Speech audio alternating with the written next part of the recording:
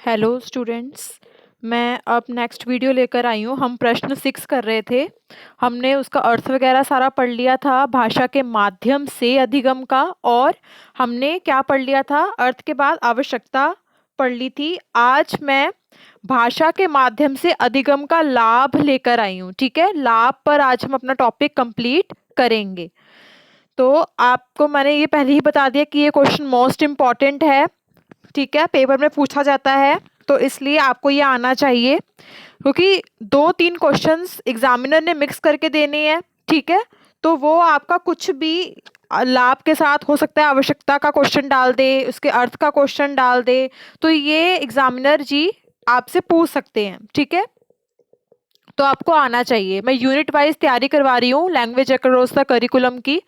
आपके पेपर में बस नोट में आपका एक क्वेश्चन जो होता है वो कंपलसरी होता है। स्टार्टिंग का क्वेश्चन पेपर में जो क्वेश्चन दिया होता है शॉर्ट नोट में 2-3 नोट्स ऐसे पूछे होते हैं 4-4 मार्क्स में, तो वो आपका कंपलसरी होता है, वो आपने करना ही होता है। और ये 50 मार्क्स का पेपर है, 40 मार्क्स का पेपर आएगा आपका ये, और 10 मार्क्स आपके कॉलेज वालों की तरफ से होंगे। ठीक है, तो जो 40 मार्क्स का पेपर आएगा उसमें जो पहला क्वेश्चन होता है वो कंपलसरी होता है, वो आपको करना ही होता है। ठीक है, वो कुछ भी क्वेश्चन दे देते हैं उठा के नोट्स में। यूनिट 1 उसके नीचे लिखा आता है, उसमें आपको 2 क्वेश्चंस दिए होते हैं और उसमें से आपको एक करना होता है। ठीक है, फिर यूनिट 2 दिया होता है, उसमें से भी आपको 2 क्वेश्चंस दिए होंगे, एक आपका करना कंपलसरी होगा। ठीक है, तो बस आपका यूनिट 2 तक ये क्वेश्चन पेपर बनकर आएगा 40 मार्क्स का। 10 मार्क्स आपके कॉलेज वालों की तरफ से हैं, तो उसी के अकॉर्डिंग हम अपनी तैयारी कर रहे हैं। ठीक है, यूनिट 1 और यूनिट 2 का क्वेश्चन आपको अच्छे से आना चाहिए। ठीक है, तो भाषा के माध्यम से अधिगम का लाभ हम पढ़ रहे हैं, तो ये आज हमने इसकी तैयारी करनी है। सबसे पहले, ज़्यादा नहीं है इसके लाभ, मुश्किल से 3-4 पॉइंट्स हैं, वो आप इजिली पढ़ ही लोगे, कर लोगे। ठीक है, फर्स्ट पॉइंट है आपका भाषा से अन्य भाषाएं सीखना। आपको क्या करना है, भाषा से अन्य भाषाएं आपको सीखनी है। ओके, भाषा से अन्य भाषाएं सीखना कैसे, आपको क्या लाभ हो रहा है इसके माध्यम से कि आप अन्य भाषाएं सीख पा रहे हो। किसकी हेल्प से, सिर्फ एक भाषा की वजह से। पढ़ते हैं आगे। विश्व के सभी देशों की अपनी अपनी राष्ट्रभाषा बनी हुई है। ठीक है, इंग्लैंड में अपनी इंग्लिश चल रही है, अमेरिका में अपनी इंग्लिश चल रही है, तो ये सब चीज़ें, हमारे इंडिया में हिंदी राष्ट्रभाषा है। ठीक है, तो विश्व के जितने भी जो देश हैं उनकी सबकी अलग अलग राष्ट्रभाषा बनी हुई है। ठीक है, ओके, भारत ही एक ऐसा देश है जो विभिन्न भाषाई है। यहाँ पर एक नहीं, बहुत सारी भाषाएं चलती हैं। भारत ही एक ऐसा देश है हमारा जहाँ पर विभिन्न भाषाएं चलती हैं। इसलिए एक भाषा के ज्ञान के माध्यम से, अगर आपको एक भाषा का ज्ञान बहुत अच्छे से आपको पता है, ज्ञान है आपको एक भाषा का, तो उसके माध्यम से ही आप अन्य भाषाओं का ज्ञान सरलता से प्राप्त कर लेते हैं। आपको अन्य भाषाओं का ज्ञान अच्छे से इजीली आ जाता है, अगर आपको एक भाषा का ज्ञान बहुत अच्छे से आता है। ठीक है, तथा अन्य भाषाओं में रचित अच्छे ग्रंथों का अनुवाद हिंदी भाषा में किया गया है। जो अन्य भाषाएं हैं उनके जो अपने ग्रंथ बने हुए हैं उसमें भी हिंदी भाषा प्रचलित है। ठीक है, हिंदी भाषा दी गई है, अच्छे से समझाया हुआ है ग्रंथों में। ठीक है, इसी तरह एक भाषा को सीखकर दूसरी भाषा को सीखा जा सकता है। ठीक है, दूसरी भाषाओं को भी इजीली सीखा जा सकता है, अगर एक भाषा आपको बहुत अच्छे से आती है तो। ठीक है, उदाहरण के रूप में, अगर अंग्रेजी भाषा को जानने वाला हिंदी भाषा सीखने की इच्छा रखता है तो उसे प्रत्येक हिंदी के शब्द का अर्थ क्या जानना होगा, अंग्रेजी में समझाने की आवश्यकता होती है। अंग्रेजी में समझाने की आवश्यकता होती है। अगर उसकी इच्छा हिंदी भाषा को सीखने की है, अगर उसे अंग्रेजी भाषा बहुत अच्छे से आती है, तो हिंदी का अर्थ अगर उसको समझना है तो पहले वो अंग्रेजी को समझेगा। ठीक है, अगर हिंदी का अर्थ हमें अच्छे से समझना है तो वो इंग्लिश के अर्थ को इंग्लिश, जैसे इंग्लिश डिक्शनरी है, अगर आप हिंदी सीखना चाह रहे हो तो इंग्लिश डिक्शनरी में आपकी हिंदी भी होगी, है ना। तो हिंदी का अर्थ आप कैसे समझोगे कि आपको पहले इंग्लिश का निकालना पड़ेगा, तब आप हिंदी का अर्थ अच्छे से समझ पाओगे। ठीक है, तो एक भाषा दूसरी भाषा का सहारा लेकर ही विकसित होती है। एक भाषा क्या है, दूसरी भाषा का सहारा लेगी और उसी तरह विकसित हो जाएगी। तो भाषा से आपने क्या सीखा, अन्य भाषाएं सीखी और यही इसका लाभ है। ठीक है, यही इसका लाभ है। नेक्स्ट पॉइंट पर चलते हैं।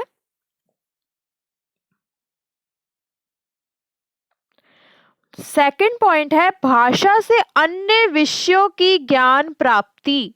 अन्य विषय आप इजीली सीख पाते हो किसकी हेल्प से, भाषा की हेल्प से।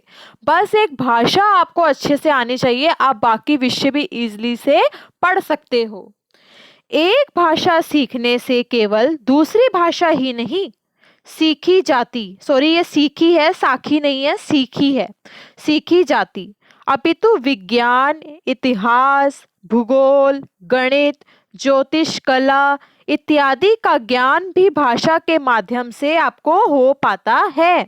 अगर आपको एक भाषा बहुत अच्छे से आती है तो दूसरे आप सारे सब्जेक्ट्स इजीली पढ़ लेते हो। किसके माध्यम से, भाषा के माध्यम से।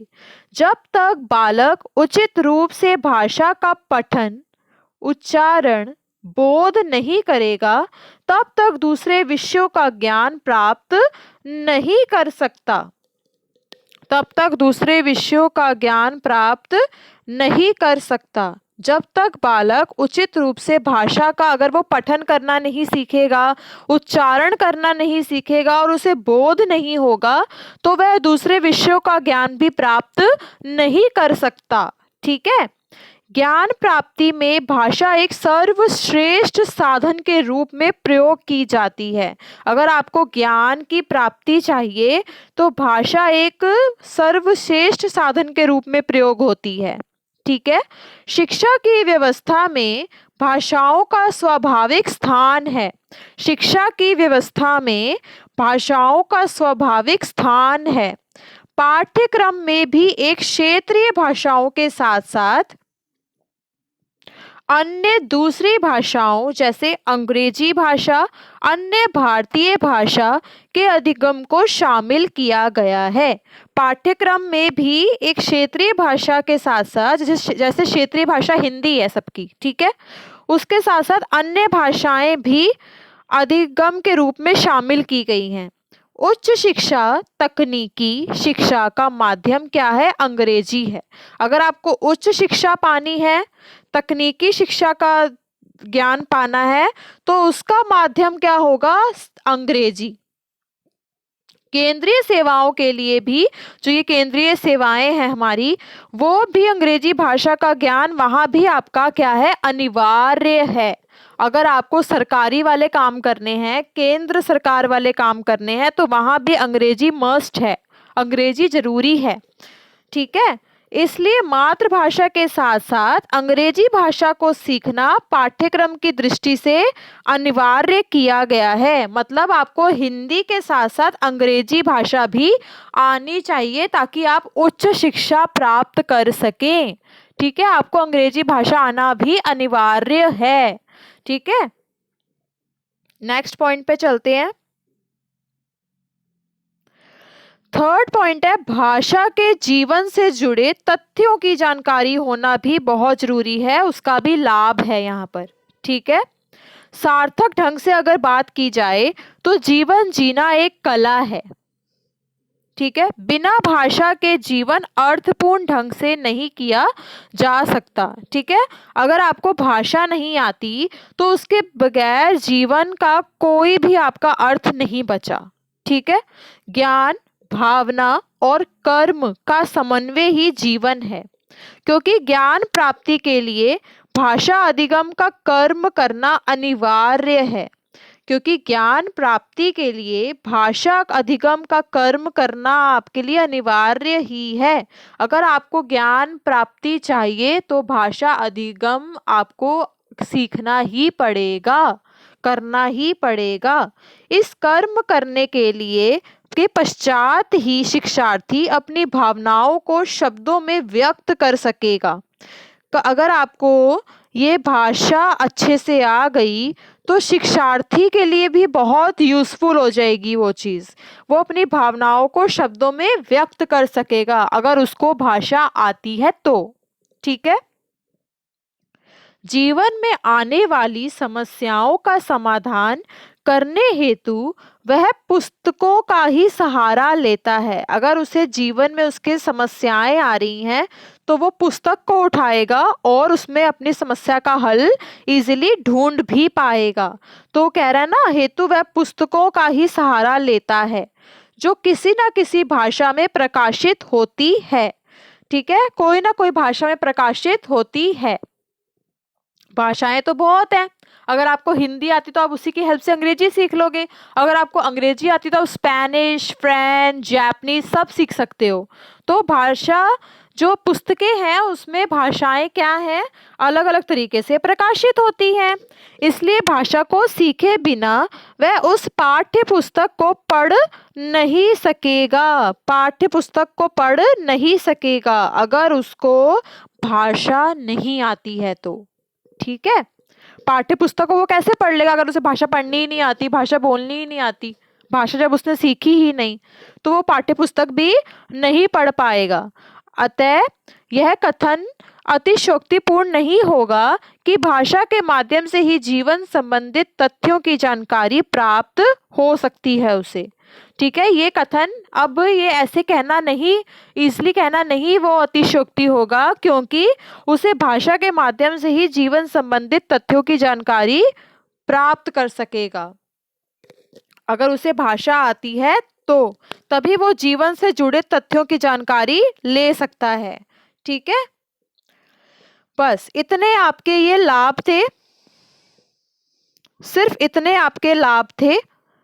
इजिली 3 पॉइंट गिनती के हैं, आपको याद हो जाएंगे आराम से। ठीक है, तो आप देख रहे होंगे कि भाषा आपको आना कितना जरूरी है। आप जीवन से जुड़े तथ्य जान पाओगे, विषय और अन्य विषयों की जानकारी प्राप्त कर पाओगे और भाषाएं आपको आ पाएंगी। उससे आपको या तो हिंदी आना बहुत जरूरी है या तो इंग्लिश आना बहुत जरूरी है। ठीक है, उसी की हेल्प से आप अपनी जिंदगी में आगे बढ़ सकते हो, उच्च शिक्षा प्राप्त कर सकते हो अगर आपको भाषा बहुत अच्छे से आती है तो। ठीक है, आपको समझ आ रहा है ना कि ये 50 मार्क्स का क्वेश्चन पेपर आएगा आपका, जिसमें 40 मार्क्स का आपका थ्योरी होगा और 10 मार्क्स का आपका कॉलेज वालों की तरफ से होगा। सिर्फ यूनिट 2 तक आपसे यहाँ पर क्वेश्चन पुटअप किए जाएंगे। ठीक है, सिर्फ यूनिट 2 तक। आपको तीसरा यूनिट नहीं पढ़ना, आपको चौथा यूनिट नहीं पढ़ना, आपको सिर्फ 2 यूनिट तक अपनी तैयारी करनी है और वो मैं करवा रही हूँ यूनिट वाइज आपका चल के इंपॉर्टेंट क्वेश्चंस के साथ। ठीक है, ये आपने अगर क्वेश्चंस पढ़ लिए तो डेफिनेटली आप बीएड कर लिया आपने, क्योंकि इन्हीं में से क्वेश्चन सारे घुमा फिरा के पूछे जाते हैं। ठीक है, all the best students, bye bye. मैं अपनी नेक्स्ट वीडियो अब क्वेश्चन 7 पर बनाऊंगी, वो भी मोस्ट इंपॉर्टेंट क्वेश्चन है, उसमें से जरूर आता है। ठीक है, okay, all the best, bye bye.